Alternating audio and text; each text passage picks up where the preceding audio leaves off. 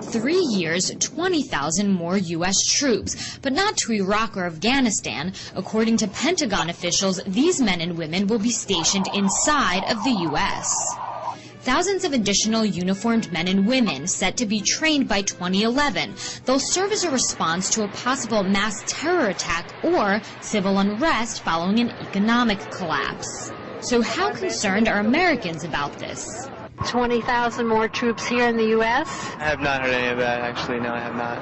First time I've heard of it. Ben Friedman of the Cato Institute, a libertarian think tank, explained what this bombshell will mean for the U.S. Is this just the beginning of this expansion of presidential authority, of military authority here in the U.S.? I hope not. We've seen the expansion of the use of the military within the United States for some time. A lot of the concern with this story about these troops being used for domestic purposes was that they would engage in law enforcement, arresting people, detaining them.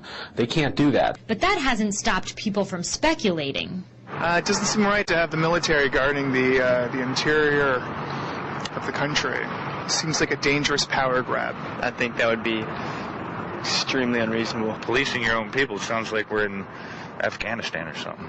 Even some foreigners, such as this South African political scientist, don't think it's such a good idea. These are your citizens. They deserve your protection, but not to the extent that it becomes a militarized police state. I think we've had 8 years of that, and I think that's more than enough. But the real concern might be that Americans are depending too much on U.S. troops. What we should worry about is that the United States citizenry will become overly dependent on the military to deal with what are essentially government tasks. You know, what scares me is what happens 25, 30 years, 40, 50 years from now. You know, after the population's gotten used to seeing the military guarding the streets. Pentagon officials agree that the U.S. has undergone a dramatic change in its military culture. However, most Americans are hoping that the men and women in uniform will not confuse their responsibilities with that of law enforcement here in the U.S.